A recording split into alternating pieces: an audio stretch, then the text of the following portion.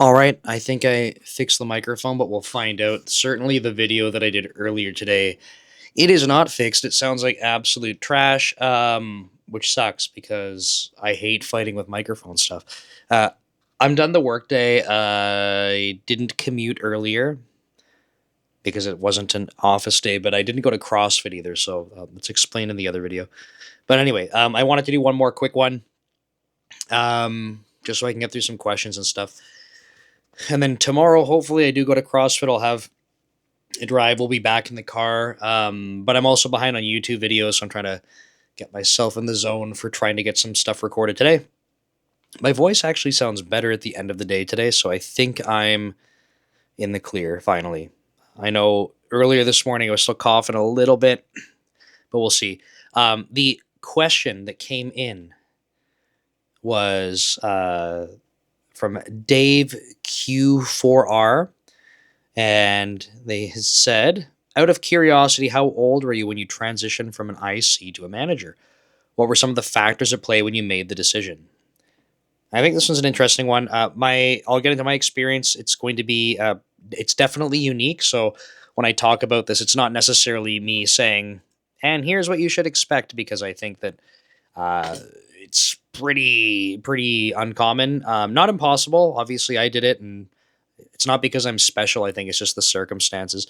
So I'll share that. I wanted to remind folks, if you have questions, leave them in the comments. I literally have it pulled up on my screen at home. I've been trying to pull them up in the car before I go to drive. I will go through them. I will answer them. If you are not comfortable leaving a comment because it's something more in depth, or you want to make sure that you can remain completely anonymous, look for Dev Leader on social media. Send me a message if it's on Instagram, if it's on X, LinkedIn, whatever you want. I have a LinkedIn premium account, so you should be able to message me. I think it's not restricted, so please do that. More detail you provide, the more I can answer, at least the context, right? So that's, I think, valuable. And then a reminder, because if you like this kind of stuff, my main channel, Dev Leader, on Mondays, I do live streams. So Mondays at 7 p.m. Pacific. I should be able to do that this Monday because it's not a holiday yet. So I'll probably do that. So if you want to know what I'm talking about on the live stream, Saturdays, I send out a newsletter. It's at weekly.devleader.ca. No, you do not have to subscribe to my newsletter. If you don't like newsletters, I totally get it. Don't worry. But if you want to be able to follow along or know what I'm going to be talking about in more detail, that's where you'd find out. So with that said, let's answer this question. So how old was I? How do I do the math on this? So it would have been basically either at the end of 2012 / the beginning of 2013. And so that is 23, 24 kind of range. But really so I had a 5-year university degree program. And then as soon as I graduated, was working for a couple months at this startup before I transitioned into a management role. And so for me, like, obviously that's very early in a career to do that. And I tried to hint at this at the beginning of the video. It's not because like I'm so amazing or so good at management and I always have been or whatever. It's literally, it was at a startup and they're like, we're hiring more people, and we need someone to be able to do this kind of thing. And literally was talked to, and they said, you seem to be able to talk to the other developers well. Like, you seem to be a good people person. Is this of interest? And I, literally not having any idea what I'm doing, I'm just like, sure. Because in my mind, at a startup, and the way that I saw things going was like, if this is what the business needs, I'll do whatever, right? Like, we're already all doing whatever. So this just kind of, to me, felt like one more thing. Like, hey, this has got to get done. We need help with it. Can you do it? I'm like, I have no idea what to do, but sure. Like, if you think that I can help, put my name down and we'll get it figured out, right? So that's kind of like, for me, how it started. It wasn't, and this is, I wanted to call this out specifically so that maybe we can transition the conversation a little bit, but it wasn't me going, oh, you know what? I've been in the industry 10 years and I think it's time for a different type of challenge based on my experiences. And I want to move into management. It seems like a natural path. Like, absolutely not. For me, at least, right? It was very much just like, I have no idea what's going on, but you seem to think that I can do it. And from a business perspective, you need it. So let me try. And I will say, like, in the beginning, I was definitely not good at it. Like to imagine that I do try my best as an engineering manager. So I like to think that I'm doing a good job. Could I do better? Absolutely. Am I the best? Absolutely not. And I'm okay admitting that. I think that I can definitely say that I try, and I'm always trying to get better, right? So early on, I had no idea what I was doing. I'm still learning things today, but especially when you're put into that position, and this is actually a very common thing for in general for software developers that kind of transition into management quickly, whether that's because of a situation like mine where it's like, hi, we're a startup, everything's going so fast, no one knows what's going on, like buckle up and put your management hat on, if that happens. Or another common, this is the most common thing I would probably say is, hey, you're an engineer and you're doing well, so we're going to promote you into a management position.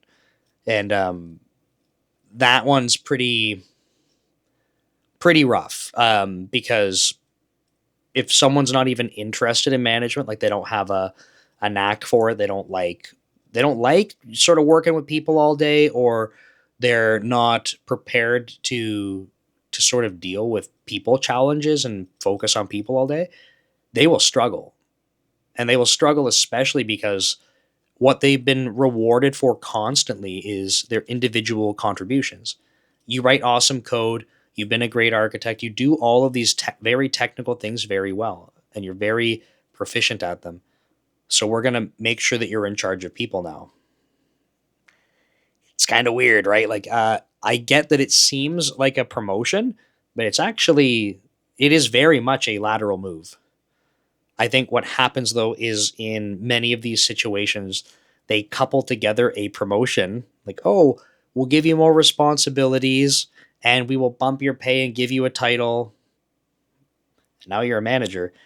Um, it might be a promotion in your case, but in my opinion, it is very much a lateral move because it's a different set of skills and responsibilities. So I was completely unaware of this. Now, another difference for me that's a little bit unique, and I would say it's again, it's not like impossible. It's not like this never happens, but especially being at a startup, it was kind of like, well, you can't just stop coding because we also need you to do that. And in my head, I was like, yeah, I know, because like we're building all these things, like we got to keep going. So I will keep coding. So for my 8 years at Magnet Forensics, I was developing software, so writing the code and managing the teams. Not all the teams, obviously, but managing the teams that I had. So I juggled both of those things for 8 years. And I wanted to talk about this a little bit because the second part of Dave's question here is, what were some of the factors at play when you made the decision? So if I talk about like how I became a manager, like the factors are pretty limited. It was just like, you need it to happen, like sure. But the other part here that I'm trying to talk through is like, I was also an individual contributor at the same time. I was writing code with my teams and managing them.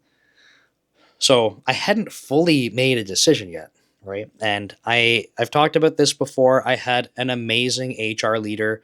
I feel like a lot of my I don't know, like a lot of my leadership focus, I think, comes from things that she taught me and taught others. I actually think a lot of how I navigate things is due to my mother, but at least in a business context, and focusing on individuals and stuff like that.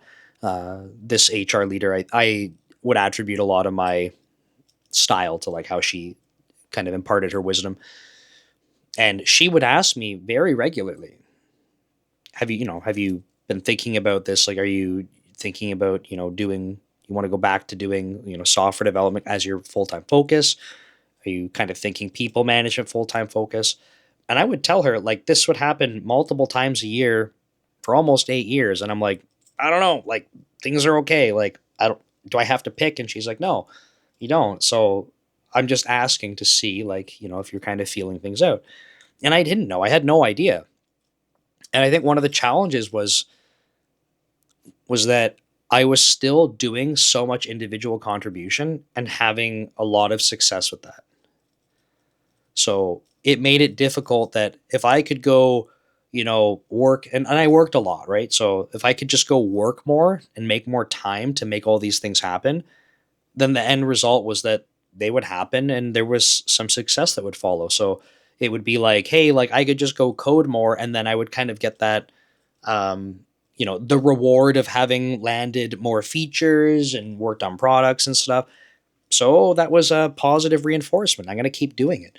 So what happened though, and this is again about an age and a like some of the factors, is that by the time it was probably in the seventh year for sure, maybe at the end of the sixth year at Magnet Forensics, certainly in my, I was there for 8 years. So in that final year, um, I can say with certainty that I had reached a point where I felt that my contributions as someone leading and managing had now outpaced any individual contribution I could have.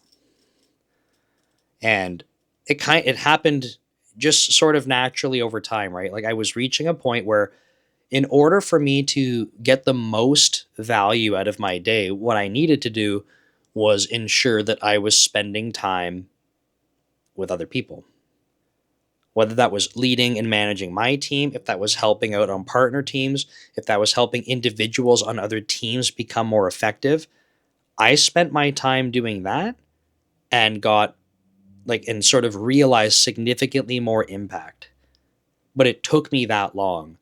Now, what I cannot say for certain is like, did it take that long for me to have that level of influence, to be comfortable doing that, to find those opportunities? Or is it possible that if I would have said, a year, 2, 3, 4 years prior, I'm just going all in on management, I will not be writing code anymore? I'm I don't know. If I would have done that, would I have started to have seen these other types of impacts sooner? I have no idea. It's not a regret. It's not something like, oh, I wish I would have. No idea. I can't say for certain. But I am happy with sort of the path that it took. Um, the fact that I maintained individual contribution while managing teams for that long, I think gave me a lot of insight. I think in terms of how I, again, like management style and stuff, like I can relate a lot to the software developers because not only was I for my entire beginning of my management career, the first 8 years, not only was I writing code every day, like to this day, I don't write code at Microsoft now, but I write code every single day outside of work. So I still spend time actually building software, writing code. And I don't think that that's a requirement for managers. I don't think that's a requirement for a manager to be successful, but that is something that I have relied on personally, and it's allowed me to feel more comfortable, me to feel more relatable when I'm building relationships with team members, to make sure that they trust and they respect me because I know what I'm talking about because I do write code. Right? There's going to be obviously parts of the code base like I don't know them because I'm not writing code there. But if someone needed me to jump into something, like I had to do a one-on-one today, and at the end of it, someone was saying, "Hey, like, could you help me with this?" And like, I literally don't know any part of that code base, but like, let's pull it up. Like, I can look through code with you, right? I might not be able to tell you, oh, go to line 37. You're like, obviously, it's this method, blah blah blah. I actually had 2 calls like this today, and we were going through code I had never seen before, but I could still have a conversation with them about like things that I would go check for, where I might try to look for stuff, who to go talk to. So I would say like if I didn't spend as much time as I do programming outside of work these days, I would be nervous that skill would fall off for me. And it's something that I rely on.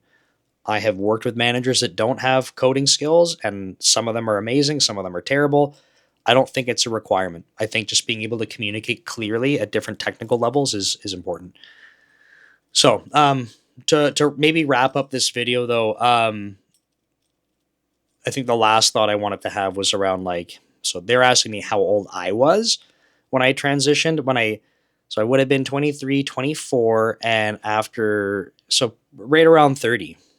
It's kind of like when I was like, mm, I think I think I'm having more impact as a manager.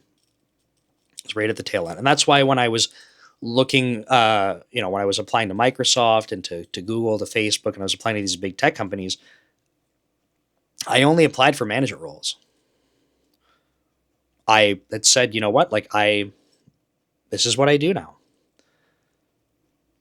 And I've said this before too. If I would have stayed at that company longer at Magnet, um, I was in the process of like, they didn't really have a title that would make sense at the time because it hadn't built out the career like sort of structure or ladder in terms of roles.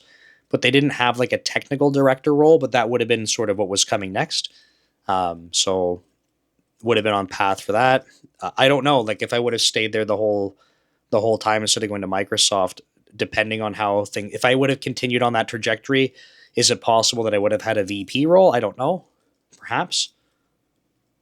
They went through a lot of restructuring and stuff because they went public and they went back to private. So like it's really difficult to say, but at least at a director level role. So for me, like that was the path, right? So I knew I wanted to give two answers to this question, right? Like first one is like it kind of happened right away, maybe a little bit coincidental, and then by the time I actually had a good feel for it around 30, some of the factors that when I actually knew that I wanted to stick with management was that the impact that I was having from working with others and enabling them to be more effective. I finally felt like that was outpacing my own individual contributions, and something that I actually get a lot of fulfillment from. And this is why I make videos like this on Code Commute, why I have my Dev Leader YouTube channel, why I post so much on social media and try to help as much as I can in terms of free content and stuff, is that I genuinely feel good when I'm able to help. That's just kind of how it is, right? So I feel like as a manager, when I'm able to do that for other people, I can help them with their challenges, I can help them grow in their career. Like that makes me feel good. I do wonder if someone said, "Hey, look, if you had to manage, you can manage teams, but even outside of work, you could never program again." Like I really had to pick about how between these two things, I don't know if I could give up programming, to be honest. So if it wasn't specifically work or outside of work, if someone said you can either in your life manage people or code, I think I would probably pick code, to be honest, because I love writing code. But from a career perspective, I feel that I have more impact, and it's a sort of a feel good thing for me to be able to help others. So I hope that answers the question. That's my take on it. Um, I just want to remind people that management and software development, like they are very different roles. So if you're in a spot, if the company you're at, if the only way to sort of get promoted is to be a manager, I feel like that's kind of risky, because you may be like, it just might not be for you. Like if you don't like the responsibilities that managers have, like then don't do it. Like go find somewhere where you can still excel at being an individual contributor, because they're different skill sets. But anyway, hope that helps. Hope that answers the question. Something to think about. My experience will very likely be very different than yours. Doesn't mean it's better or worse. It just means that we all have different paths that we take. So hearing different perspectives, I think, is valuable, but please do not try to compare, um, because there's not like a right or a wrong way that these things happen. So use the perspective as insight, but forge your own journey. And I wish you success if you're going the management path. And if you're not, I wish you success as well. There's many different ways to be successful here. You just have to put in the work. Take care, and I'll see you next time.